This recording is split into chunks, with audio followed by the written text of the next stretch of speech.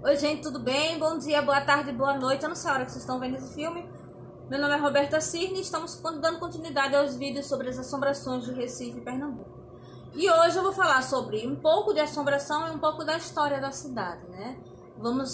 Porque no caso, como eu trabalho com histórias em quadrinhos e livros, sou roteirista e desenhista também, eu uso a minha pesquisa histórica para dar um embasamento melhor nas assombrações. E toda essa pesquisa que eu fiz, ela ajuda também a você compreender melhor o histórico, né? A cidade como ela era e por que que ela tem as crenças tão diferenciadas, né? Por que Recife ela tem essas lendas próprias, né? Também está muito ligada à história da cidade. A gente vai falar hoje um pouco sobre a Igreja do Corpo Santo. A Igreja do Corpo Santo, ela ficava bem ali no Marco Zero, certo? Um pouco mais para dentro, acho que do Marco Zero para dentro, uns 400 metros, pouca coisa, que dava para ir andando.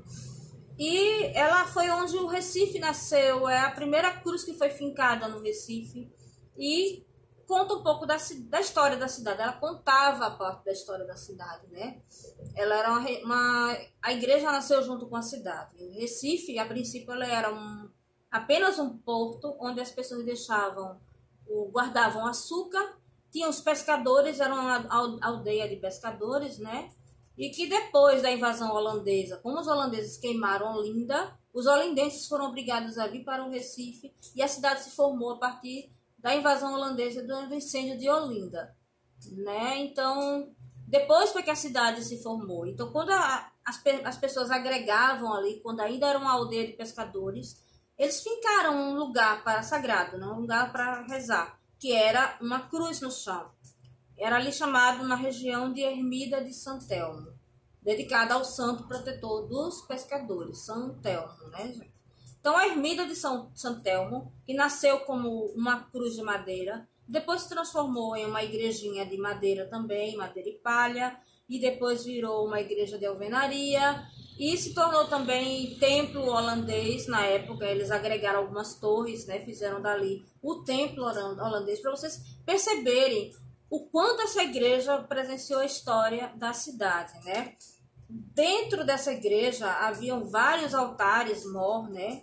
Tinham 3 altares mor, porque tinham três naves. Ela era similar à igreja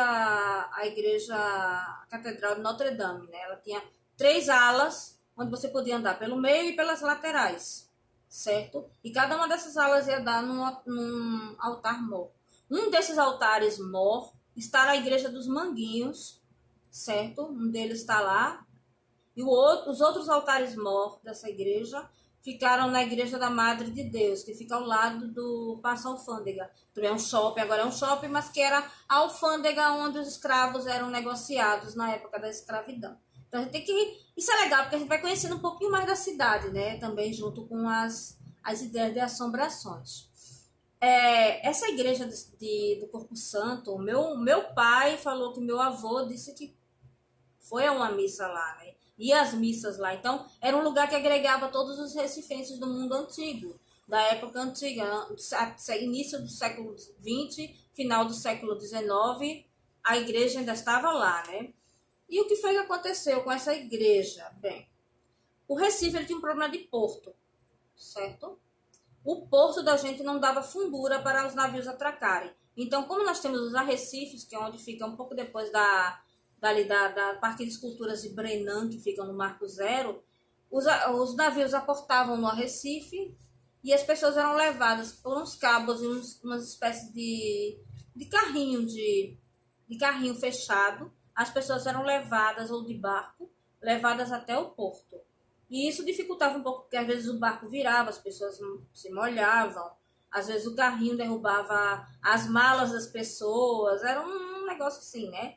E o prefeito da cidade, em 1911, ele resolveu que ia dar a fundura do porto para poder os navios atracarem diretamente, no caso, chamado caso do porto hoje de Recife.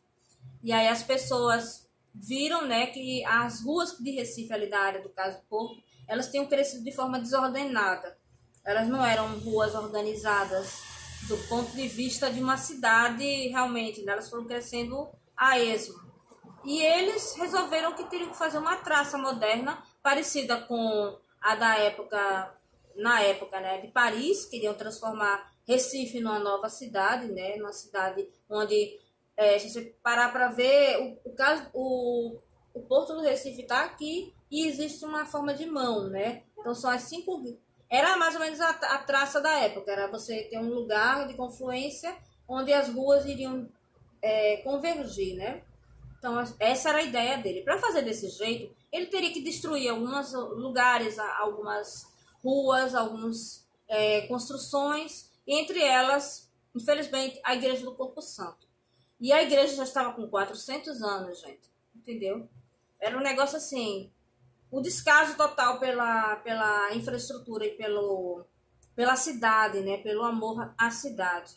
Isso realmente aconteceu em 1911, começaram a demolir a Igreja do Corpo Santo e ela foi totalmente levada ao chão, né? O mármore dela ainda tem ali a calçada de mármore dela, vocês conseguem ver na Igreja da Madre de Deus, tem pedaços do mármore ainda da calçada da Igreja do Corpo Santo.